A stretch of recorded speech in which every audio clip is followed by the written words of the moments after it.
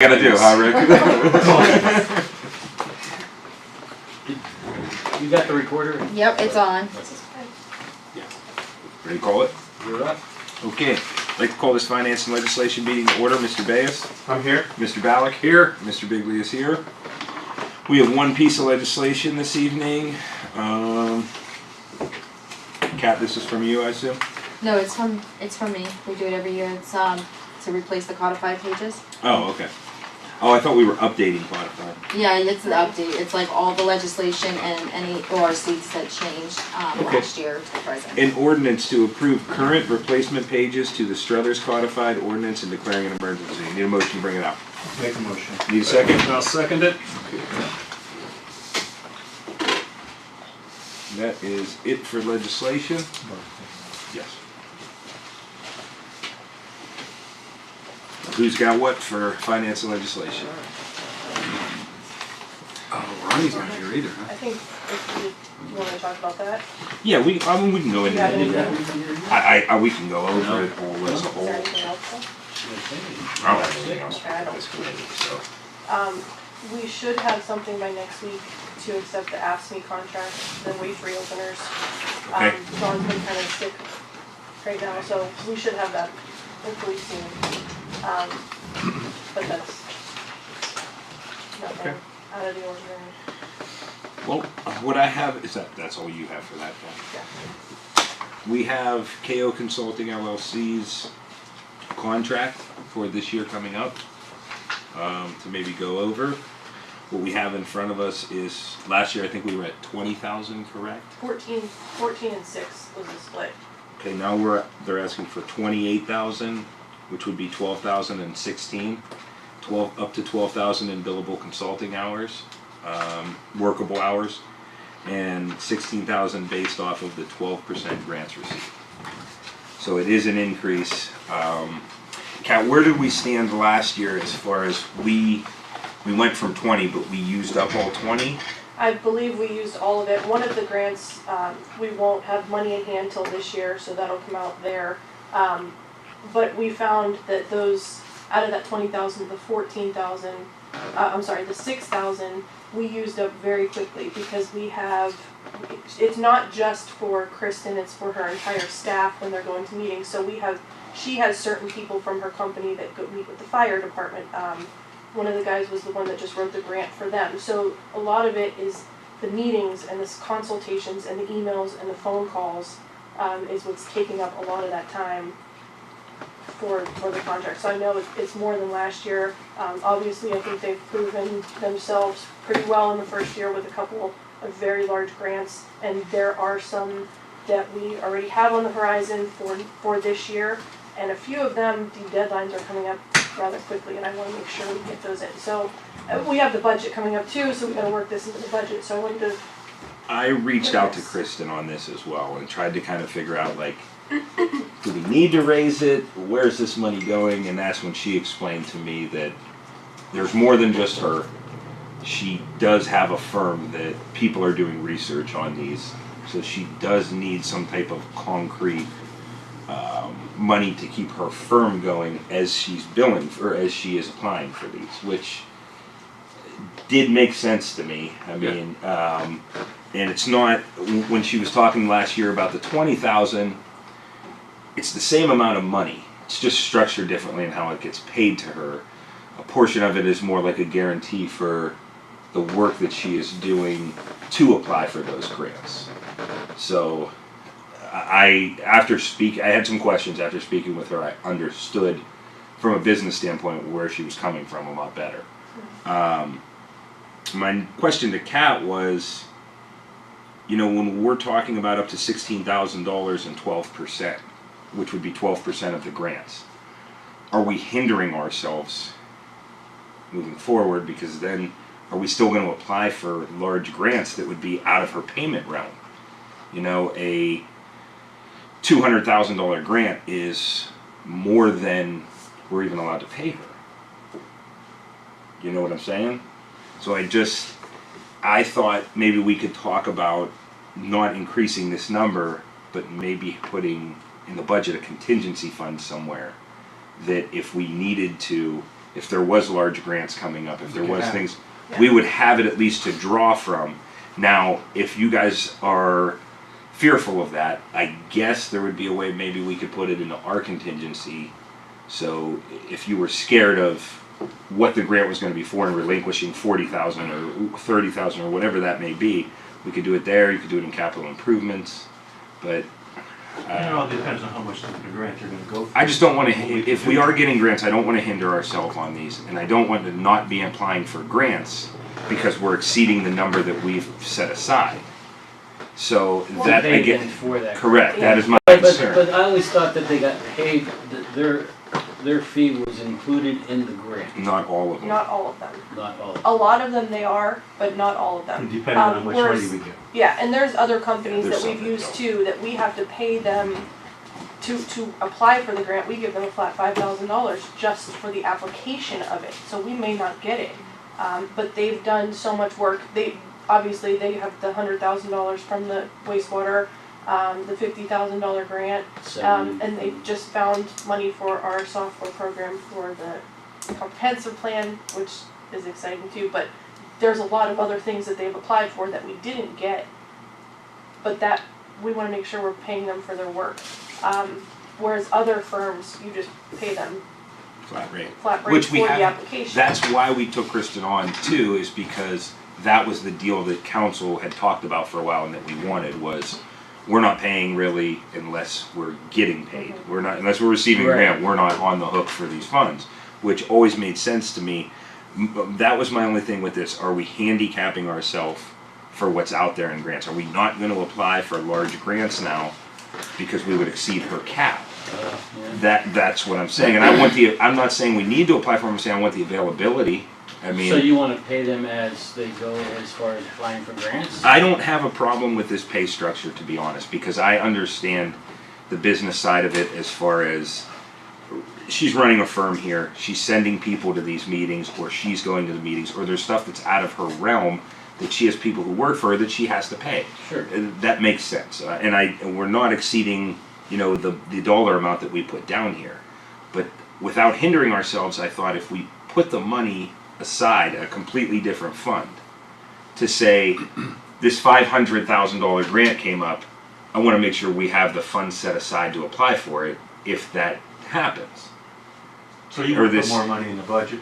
I want to put it in a line item though. Just so we I can don't have- want to put it on this. I want to put it on a separate Like line slush item. fund. Like emergency- Exactly. And that For could be in something where case, she a rainy comes to day you fund. guys. Emergency fund. Yes, and I thought the same thing. I thought if council had But reservations well, about you this, said maybe the contingent, cause that's what basically that is. there's ours, but correct. And I just thought that way, if council had a problem with putting this money aside, at least they can rest assured knowing They that, get it back, you have control over if it goes out or not. yeah. You know what I mean? Would you be against that, Mayor, doing No, that? not at all. No, I think. We'd have I to think check we- with Chrissy. Chrissy, Yeah. too. Yeah. I'm sure she. Yes, but I mean, if we know this ahead of time going into the budget, it's easier to put that money aside than scramble for trying to find it Right. if that grant does come available. So, Plus, keep in mind, we're not gonna have that, the contract with the civil engineer for this Correct. next year too, And that's so like that that 50 was, grand. that was 50 grand. yeah, so We also need to pay contractors if they need it. Oh, we're, that's so, That's their slush fund. yeah. it makes sense to me, at least to the point where we can have some control over it, Yeah. but the money is appropriate, it's set aside if we do get these bigger grants. I just want to make sure that we're able to apply for them. Sure, well, yeah, Does absolutely. that make sense to everyone? Now, how much money we need or how much we can scrape together or decide to put in this fund, I don't think that has to be on their contract, No. correct? No, and I think So- too, they're not gonna not apply for a grant if it exceeds their pay structure. If it's a project that they're looking for, I can tell you, all of them, if it's something that we need, even if it's for $1 million, they're gonna go after it, they know they can't exceed the contract. But if that's where we can go into that. Yeah. fund. But I don't think they're not gonna apply Okay. if it, Well, in I hindsight, think we just need to increase the contingent budget, that's all. yeah, I would agree with that, And and then cause we use that for whatever we need anyway. and maybe understanding that we discussed this and moving ahead, if that money is potentially in there for a larger Yeah. grant, you know what I mean? So if this comes up, it's not like We know it's there. correct. yeah, and just, I don't wanna run into and we're not into any kind of issue right now, but I don't wanna run into going into 23 where we already cashed out the contract and we have there's grants that are due by Friday, there's grants that are due next week, Yeah. and we don't have a contract Right. that we can pay her from, so having that extra too may help Okay. in the transition from the 10th budget to. Right. And now, again, how much we put in there, I guess, will probably be at the time of Chrissy going over the budget and seeing what we can scrape together, what actually makes sense. I think Well, what would be the most for an application for a grant? I mean, 5,000 sounds like a lot of money to apply for a grant. So, I mean, what do you want? Put like 20, 30,000 extra in there? Or I would, but my way of thinking was If there's a bigger grant, we gotta put more money. we're on the hook for 12% of whatever that grant may be.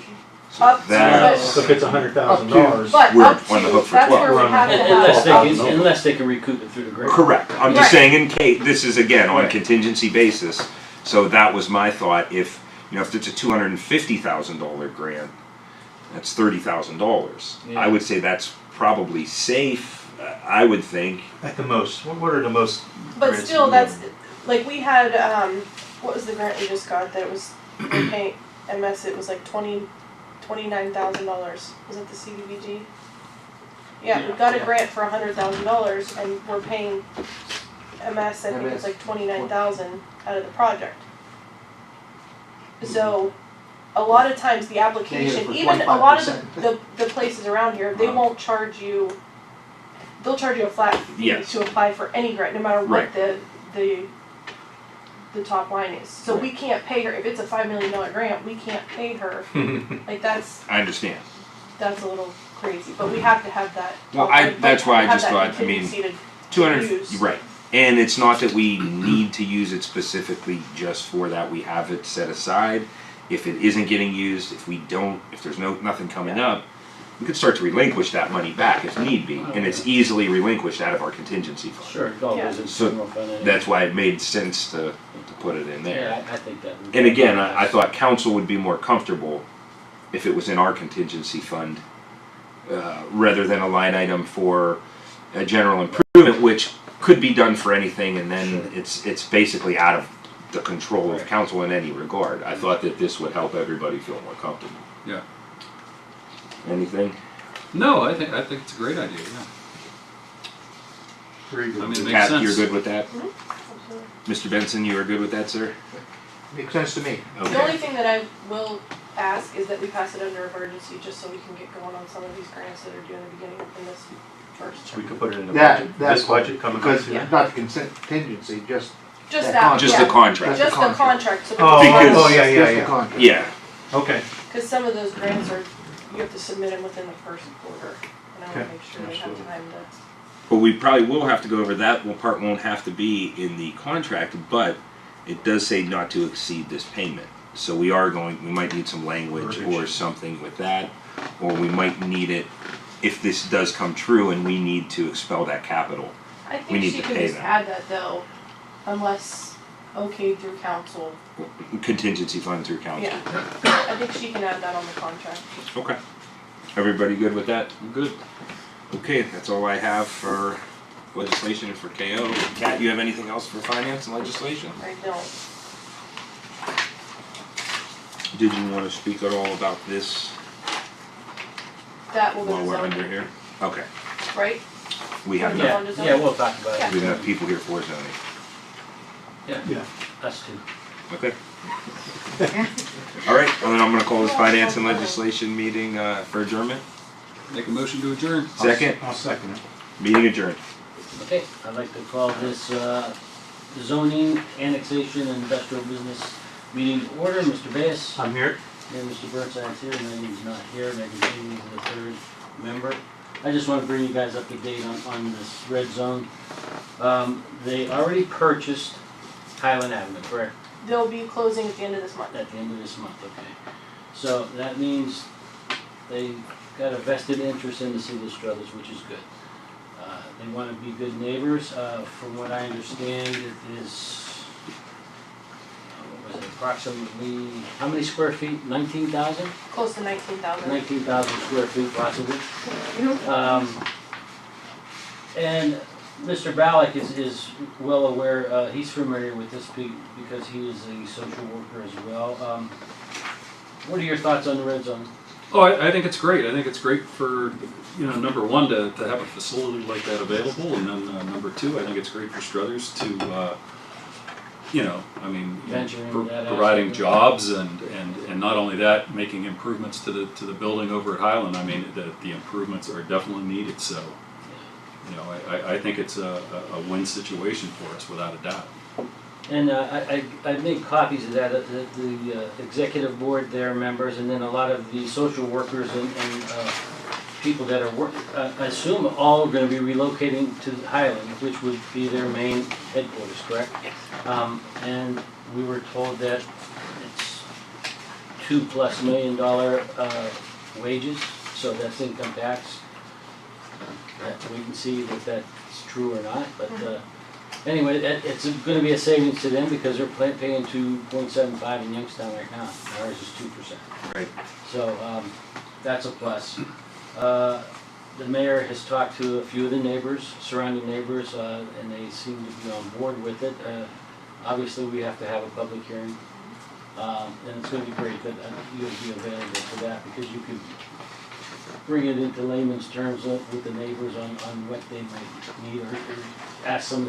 As far as what to expect, yeah. Sure. I mean, you think of a treatment facility like that, and sometimes people have a negative connotation with that. But in reality, I mean, these are people that are coming looking for help, and It's only gonna be good for the community. Well, the Yeah. nice thing about it is For we sure. have to stress the fact that it's not a detox center. Sure. yeah, It's to help them after the fact, get them on the straight and narrow and to a better way of living. And it's not residential. Right, Listen, anytime anybody's gonna invest that amount of capital in our city, sure. we're excited about it. Anytime somebody's gonna bring that amount of jobs to our city, we're excited about it. I mean, Obviously, there's a lot of work that has to be done on the building. It's got to be brought up to code because I'm sure back in the day when it was built, it was up to code then, but it's not going to meet code today. So they got a lot of work to do with that. Obviously, we've got to do the public. Is this the letter that we are going to get from the committee?